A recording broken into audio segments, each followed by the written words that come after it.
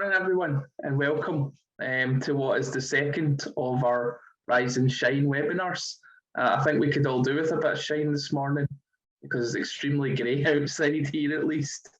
I'm going to start by saying that I'm very biased for this morning's event because I was on the shortlisting panel, not the judging panel, for this award, the Pioneering Project Award.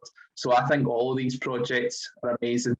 I think that we had so many entries this year that were worthy of recognition, that were absolutely pioneering, different, innovative, creative.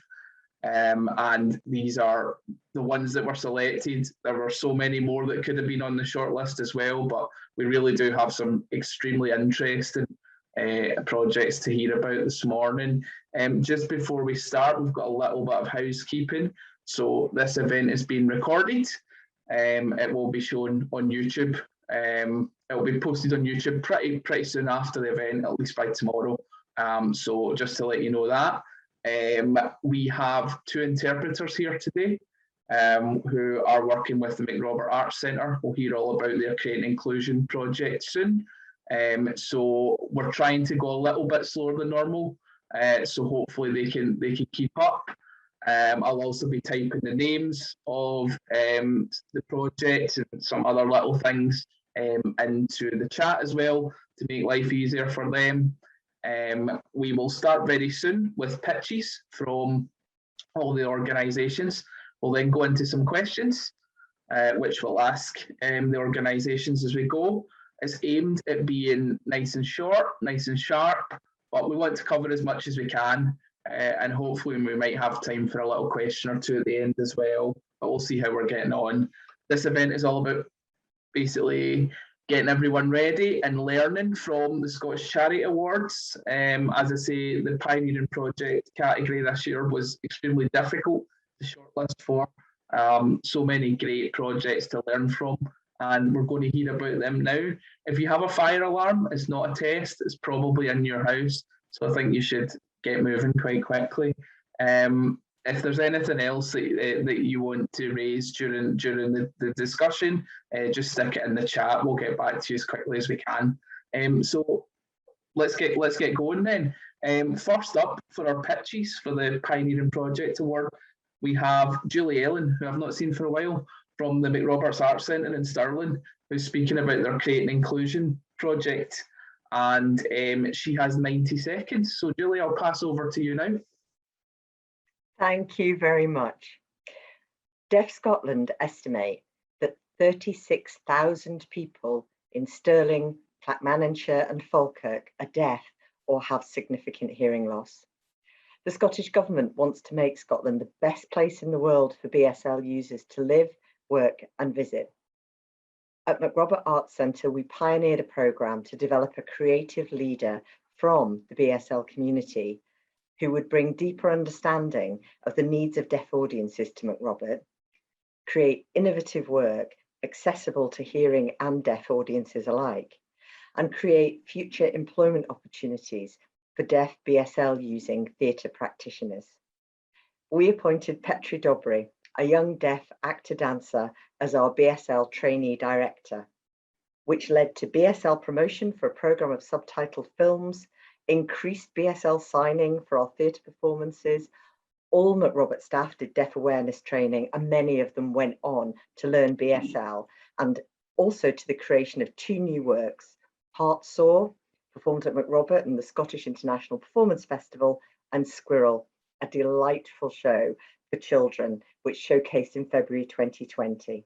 This project was truly pioneering, the first of its kind in Scotland, and what's more, it gave us the chance to really get to know an inspiring young theatre maker who's taught us so much and been an absolute joy to work with. Thank you.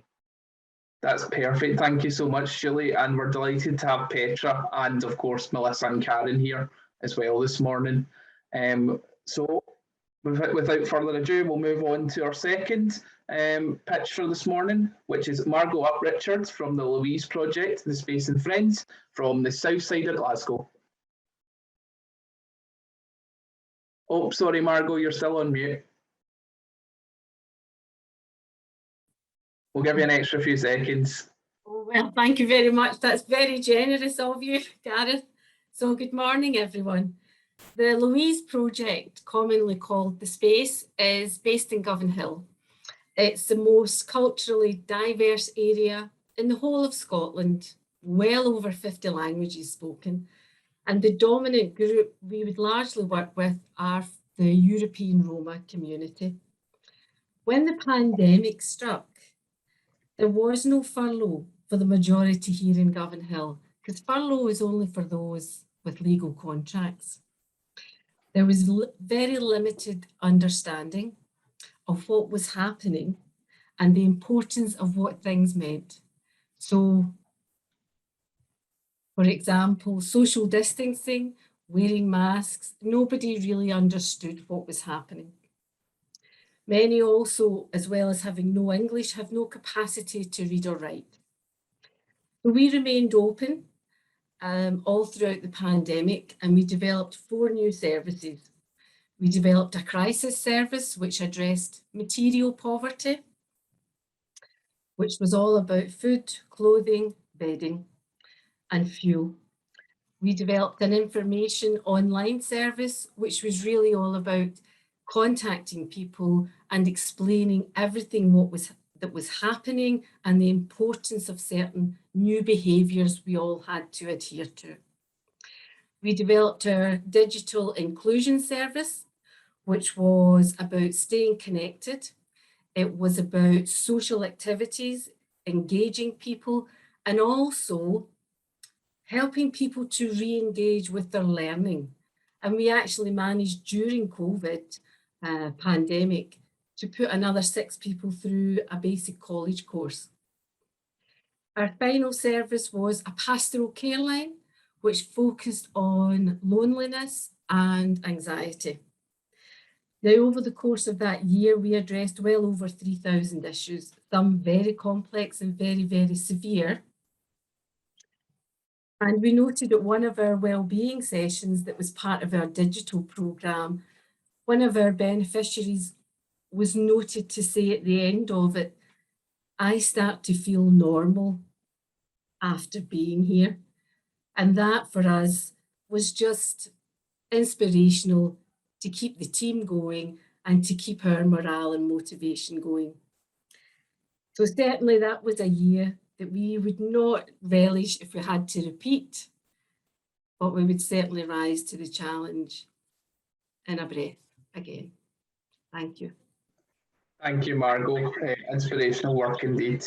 We'll go to Click and Deliver naloxone next, with Scottish families affected by alcohol and drugs, and that's Suzanne Gallagher. Morning, thanks for having us. So over the last 10 years, 9,105 families in Scotland have lost a loved one to a drug-related death. So naloxone is a life-saving medication that reverses an opioid overdose, and it provides vital support while waiting for an ambulance to attend to that person. So at the start of the first lockdown, the team at Scottish Families, along with their colleagues at Scottish Drugs Forum, recognised the need to access this vital medication was very much still there, but the usual routes of supply through alcohol and drug recovery services, some community pharmacies, was very much reduced.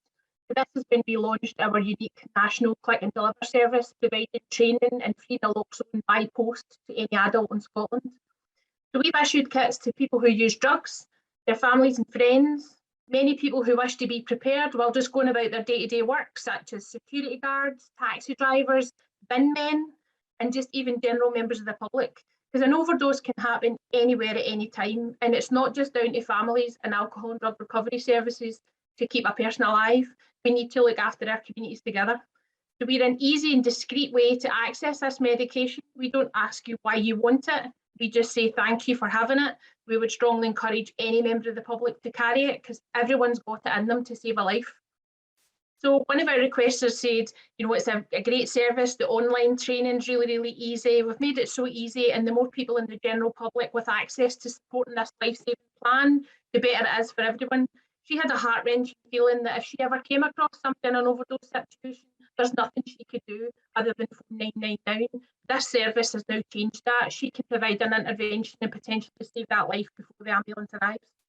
So since May 2020 until March 2021, the team issued 295 kits, but since the launch, we've now issued 1,031 kits. Thanks.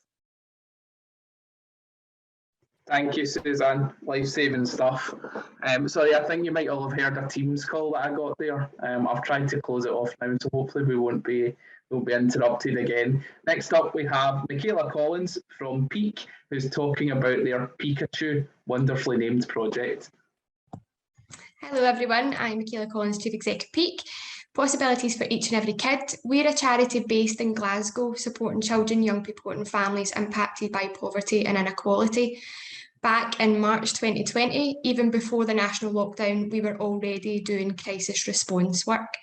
So as Glasgow went into lockdown, Peak sprang into action. Literally a week before lockdown, we got the keys to our brand new mobile food truck, Pikachu, which is actually named by our children and young people. Over the course of the lockdown, we had to move 4 or 5 times, and that was because offices were closing. We had to rely on private businesses to give us kitchens and to get food, healthy hot meals delivered directly to the homes of children who would normally get free school meals. So what we were finding is that more and more children and families were asking for our support during the lockdown. During the height of lockdown, we were supporting over 250 families per week, and that was over 3,000 children and young people. So the equivalent between March and April this year, March last year and April this year, we've delivered over 353,891 healthy meals to children and young people across Glasgow. We're still continuing that, so despite the restrictions and the lockdown lifted, Pikachu is going directly there into the streets and the hearts of communities, still providing that healthy meal, because we know that food insecurity is still impacting our families. There's still lots of school closures and kids being sent home from school, so we think it's really important that we continue to be there in that service for our children, young people and families. So that's what we've been doing. We're still going, keeping it going. Despite the lockdown, despite the restrictions, we are there, and you'll likely see us Pikachu in a street near you. Thank you. Thank you, Michaela. A staggering amount of meals, and I'm sure we will see Pikachu around and about. Next, we go over to Edinburgh with the emergency food provision by Cyrenians, and we've got Lynn Colley presenting today. Thank you, Gareth, and good morning, everyone. As we'll all agree, the past year and a half has been a real challenge for everyone, and Cyrenians are no exception to that. But by innovative thinking and a determination to keep going for those we support, we have kept all our services running in some form. In particular, our Good Food programme has been a vital resource during the pandemic and has redistributed enough food for over 6 million meals to our network of more than 170 community organisations that work with vulnerable people, and launched a full-scale food production service, cooking and delivering more than 5,000 freezer-friendly, healthy and delicious ready meals every week to local people experience food insecurity. This has been made possible through the support of inspiring partnerships such as the one with RBS NatWest, which we have nominated for this award. NatWest formed a partnership with Cyrenians right at the start of COVID-19, alongside offering support to Social Bite and the Trussell Trust. When the pandemic hit, the demand for food across the whole country increased overnight, along with new challenges in getting food to people who were unable to leave their homes. It was clear early on that we would need to source or buy in additional food and other essentials and develop new distribution methods to meet the demand. Through their networks, NatWest connected us to businesses and supporters and sourced a wide range of donations for us, which included many tons of vegetables from local farms, ambient foods from a number of retailers, over 20,000 brand new books for children and teens from the Scottish Book Trust, 74 pallets of clothing from various retailers, including Sainsbury's and Marks and Spencer's, 5,000 face coverings for our frontline workers and those they support, and laptops for those we support to connect online. A key aspect of NatWest support was making available their conference centre at Edinburgh Goulburn and coordinating donation using their staff's logistical expertise and providing space to receive donations that we would otherwise not have been able to distribute. In addition, Baxter Story, the catering contractor at NatWest RBS, worked in the Gogarburn kitchens, turning some of the donated veg into soups, which we distributed as ready-to-heat meals to our food networks. At the peak of production, they were producing well over 1,000 portions a week to add to those we had produced ourselves. The impact this partnership has had on those most in need through an exceptionally difficult time is immeasurable and is a real example of communities of organisations coming together, making a difference to those most in need. Thank you. Thank you, Lynn. Another stellar example of the vital work that voluntary sector organisations carried out to keep people fed, healthy and safe during times of crisis. And next up, last but not least, we've got Paula Manners from Pride and Pixels, LGBT Youth Scotland. I'll pass over to Paula now. Thanks for the welcome. My name is Paula, I use she, her pronouns, and I'm from LGBT Youth Scotland, which is Scotland's national youth work organisation working to make Scotland the best place to grow up for LGBTI young people. And Pride and Pixels is the digital community that LGBT youth has developed in partnership with Tech for Good to enable young people to connect with their peers and access high quality youth work during the pandemic in a time when lots of young people were reporting feeling lonely, disconnected and having poor mental health. It consists of a Discord platform where young people can chat to their friends and attend youth groups and even big events like Digital Pride in a safe and secure environment. The Discord server is moderated by our trained youth workers to make sure it's safe and positive, and we're helped out by a team of trained youth moderators who take a young leadership role in making sure that the space stays positive and that any conflicts are navigated skillfully. Young people have reflected to us that being able to attend their groups and chat to their friends was the main thing that kept them going through the pandemic and prevented them from becoming really quite depressed and lonely. We also have a learning hub hosted on Moodle where young people can access engaging and fun courses in their own time on topics like LGBT history and LGBT role models, as well as general youth work topics like employability.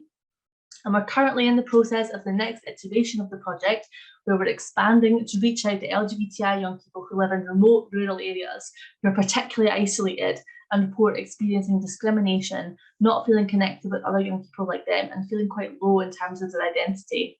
We are super excited for this next phase of the project and can't wait to learn more about the needs of LGBTI young people in rural areas who I'm absolutely sure will have a lot to say about what they need and want in their lives. Thank you very much, Paula. A very wide-ranging project providing vital support to young people. Thank you to all our panellists for their pitch. Really, as you can see, a very varied shortlist we've got this year, lots of different examples, but all with that sort of real focus on supporting the people that the organisations help. We'll now move over to our questions. So the first question I'm going to ask is, what was your biggest achievement during the year of your organisation? And I'll start with Lynn from Cyrenes. Well, I think the biggest achievement, I think the numbers speak for themselves, over 80,000 cooked meals, but also the 6 million that the Fair Share Depot managed to distribute as well. But going away from the stats and the figures, I think the biggest achievement really was just being able to continue, just being able to respond in a real unprecedented time. And I think that reflects the resilience that we have as an organisation, but also having that network of corporate organisations and also community organisations and charities that we could come together with and just make sure the people that needed the help most got it. Thank you, Lynn. And I'll ask the same question of Margot now. Oh, sorry, Margot, you're on mute. My apologies. Thank you. The project is known locally as a space where people are safe to be vulnerable. And I think our greatest achievement is that at a time of grave uncertainty and global health concerns, we were able to continue to be that space. When many in the community closed their doors, we never closed. We were always here and we're still here. And because of that, our numbers have doubled. Many in the community that never engaged with the project before from other minority ethnic groups have come to the project. Some of our services, like the pastoral care line, we have people from across the city and mostly an elderly age group connecting with that service.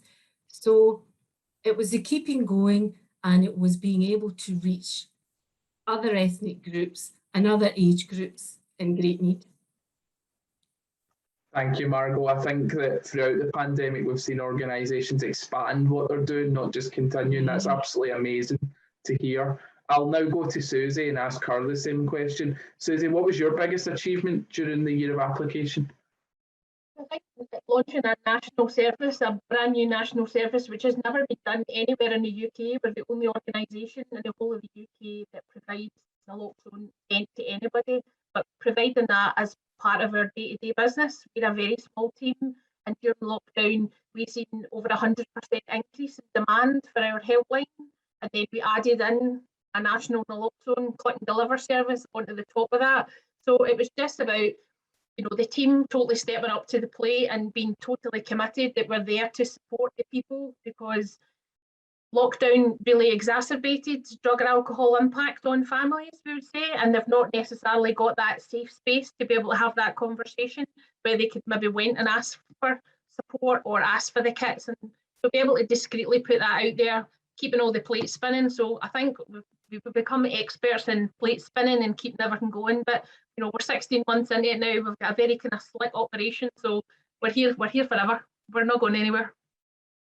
Brilliant, thank you, Susie. I think that the sector's always been good at plate spinning, but there's been even more plates added the past 18 months, and I think that's something that's difficult to manage at first, but the experience that organisations have and the passion that people have means that they can cope with it and really excel.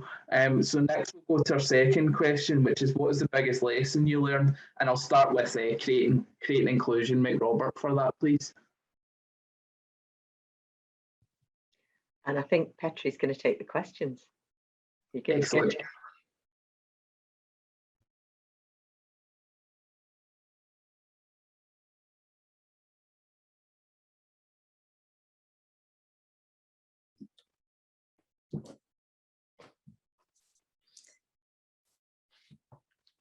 I mean, obviously at McRobert Arts Centre, it was the first time they'd ever had a deaf person working there.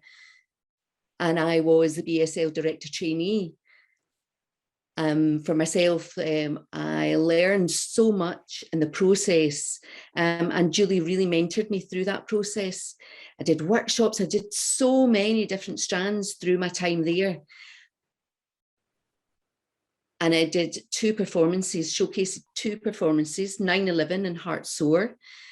And it was a mix of deaf and hearing audience who came to watch the performances. And then for the second year, we did work I focused my work on young children. And then I was able to observe two different companies and their directors and how they worked with Catherine Wheels and Visible Fictions. And learning more about the process. So it gave me so many skills for moving forward in my career. Thank you, Petra, and thank you to Karen as well. Excellent to hear about, and also just to note how pleasing it is that performances are coming back to the McRobert, and that so many cultural organisations have been able to survive what's been a time of absolute peril. We'll go to Michaela next. Michaela, what was the biggest lesson you learned? Oh geez, I think where there's a will, there's a way, probably. I had mentioned earlier that we actually had 9 operational moves in one financial year for us to respond. So we were previously based in a council leisure centre that was closed overnight. We moved to a private kitchen in the Barras. That then started opening up. We then had to move to a private school in the opposite end of the city. We used their kitchens. We then moved back to our main office space, had a flood, get moved to a new office building. was there for a couple of months, and it's now a COVID test centre. So we've been tested even operationally at every single, point of view, but we've still continued. So we've changed overnight our staff, our play workers, youth workers. They're amazing with children and young people. They had to change the bagpackers, crisis response, chefs, and doing everything that they possibly could. So that resilience aspect for us as an organisation, but equally our staff team who just went for it, who were absolutely second to none, of just putting the needs of children, young people and families at first. Also, we could not have done this without partnerships. So like I had mentioned, some of our private sector, this was new partnerships that we explored through the pandemic, working alongside other charities to distribute meals to them and to support them with the resources that we had, as well as our partnership with our nurseries and our schools, making sure that the most vulnerable kids were getting the right support at the right time as well. So it was a whole mix of different learning throughout the whole process for Peak as well, and particularly for a wee shout out to Dockyard Social, who were amazing support with us, giving us their kitchens, space to use, but also them distributing meals as well to help us feed families. So yeah, huge, lots of different learning within all of that. Perfect, thanks Michaela. Another key theme that comes out in all of our projects today and through the application process is flexibility, being able to think on the move, being able to still operate with all the uncertainty in the world. And we'll go lastly to Paula for this question. What was the biggest lesson you learned, Paula? Well, I think one of the biggest challenges that we faced throughout this was how to deliver a digital youth work service when young people were feeling somewhat digitally fatigued. So for a lot of this time, our young people were at school online all day. They were kind of fed up with screens and they were struggling. So I think one of the biggest things that we learned is, again, like Michaela saying, being flexible and innovating and thinking of like all the different ways that we have to use our skills as youth workers to be able to engage with young people differently.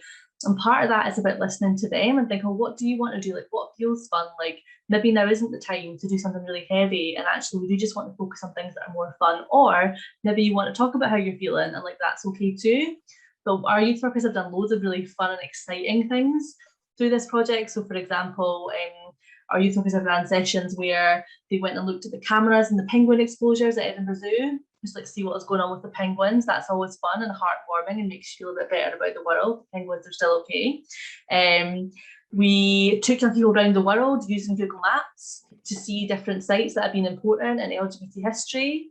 So like they went and saw the Stonewall Inn, because Google Maps you can actually see the place. They went to see the Stonewall Inn where the Stonewall riots happened. They went to see the Holocaust Memorial in Germany, that memorialised LGBT people who were killed in the Holocaust. Just really finding like innovative ways for young people to still be learning and still be connecting with each other has been the biggest lesson that I've learned.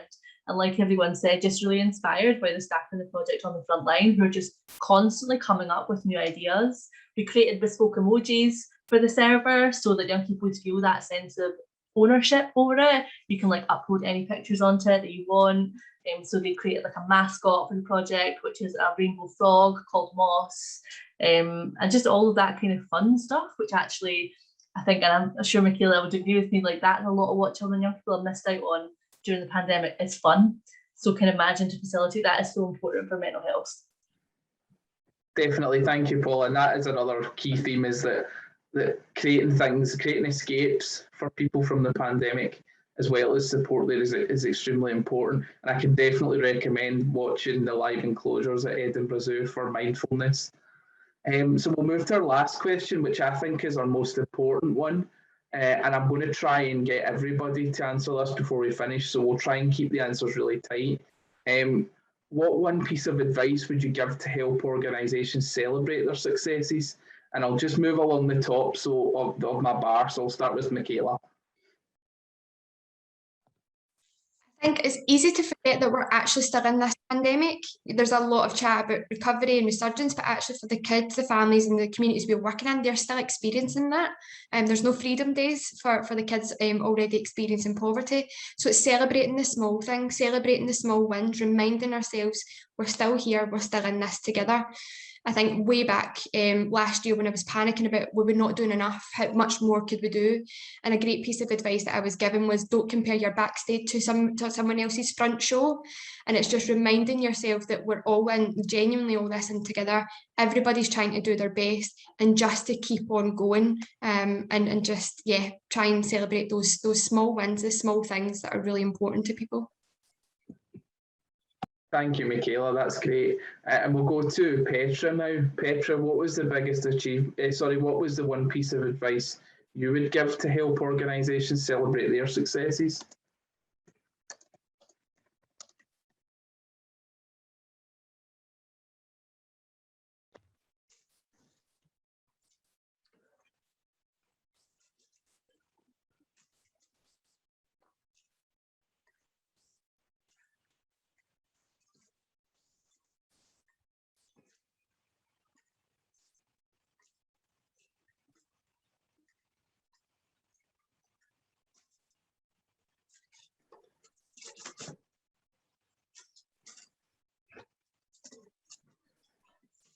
So I think really it's about giving opportunities to the people that are there to really raise them up and recognise them and keep an open mind as far as possible.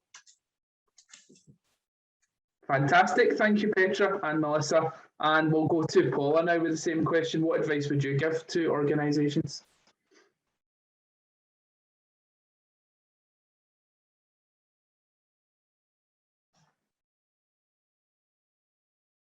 Oh. Sorry, will we go to Paula now? What advice would you give to organisations to celebrate their successes? It's something that we've been thinking about a lot as an organisation, is how can we be reflecting back to staff, especially if we've had a really difficult year and there's been morale's been a challenge, I think, for all third sector organisations through this time. So actually just being really proactive about just saying what a great piece of work, not just about the big things, but also just about the small day-to-day things. Like that looks like a really exciting workshop you delivered that night, or what a great interaction you had with that young person, and just integrating that into the culture of your organisation so that you're giving a lot of positive feedback, I think is really, really vital. It's not, yeah, that's what I would say. Perfect, thank you. And we'll go to Lynn next. So my thoughts around this question were, in order for us to celebrate, I think we need to afford ourselves some time to heal and to build our own kind of personal resilience up again. I'm sure everyone around this webinar will agree that we're all exhausted. So my advice would be allow yourself the time to heal and reflect. Very, very good advice there from Lynn. And we'll ask Margot next. Hi, well, we're having a party. We are definitely having a rather large party on the 1st of October. But in addition to that, we're coming together as a team and we are partying. But in addition to that, I think on an individual level, every person in the organisation had some fear at some point in the whole process of keeping going. We all had fears. And I would ask everybody to think, what was that fear? Because everybody overcame every hesitation, every doubt, every anxiety that consumed them. They overcame them. So I think they need to look at themselves and just see personally how much they've grown, because we've all grown. And the party will be good. Thank you, Margot. I've no doubt it will be. And it's great that we can plan parties this year to coincide with the awards. Obviously, we can't all be in the same room, but we can definitely get together with the people that deserve to be celebrated and the people that have been helped, and just we all deserve a celebration. So last but not least, I'll go to Susie and ask you for your piece of advice. I managed your National Consular Service. When I was told that we had been nominated for this award, I had a bit of imposter syndrome. I was just like, because we're a small charity, and you just automatically assume these kind of awards are for big organisations. So I would absolutely say, doesn't matter what size your charity or organisation is, every single little thing that every person here and throughout the whole of Scotland has done during that pandemic has made a difference. And we should absolutely celebrate the smallest success to the biggest, the grandest gestures, and just shout for the rooftops what it is that you're actually doing, because You know, listed every single one of you, you're absolutely all amazing. And across Scotland, there's multiple small community volunteer-led organisations, whatever it is, and we should just be shouting for the rooftops to say what a fantastic job you've done during the pandemic. Thank you, Susie. Definitely. I think that shouting from the rooftops has never been more important for organisations. As I said at the beginning, all the work that every organisation does is so amazing, and especially our organisations involved today. We're absolutely bang on time, so thank you to our panellists for that. Is anybody, do any of our guests have any questions very quickly? And if you do, just put them in the chat. Excellent. Well, thank you very much to everybody who's come along today, to all our panellists. As I said, I'm biased. I think that they're all amazing. I think that we've got a very, very varied shortlist. We've got a shortlist that every single piece of work was so vital to the communities that they helped. And we've heard today about the importance of celebrating that, and also reflecting on what you've done, learning, but most importantly, taking the time as an organisation to look at what's been good about a project, and also if there's any improvements as well. So as I say, that's us almost done for today, but this is very much the preview to the big night, Friday the 1st of October, 7 p.m. to 8:30 p.m. It'll be online, we'll be showing it on our website and on YouTube as well. All these guys will be involved, they'll all be having watch parties. Our winners will appear on the night live to answer questions from Sally Magnuson. There will be laughter, there will be tears, there'll hopefully be some hugging as well if we're allowed this year. So we're really, really looking forward to Sally Magnuson presenting on the night. You can sign up on the Scottish Charity Awards website. As I say, this recording will be up on YouTube very soon. So if anybody wants to look back and reflect on it, or if you think your colleagues will be interested, we'll be sharing that link on our social channels as well. So that just leaves me to say thank you again and good luck to everybody on the night. The way that it's all presented means that we won't all see each other, but we'll all be together, and that's very important. So I'm very much looking forward to the awards, and I'm sure everybody else is as well. So thank you, and take care, everyone.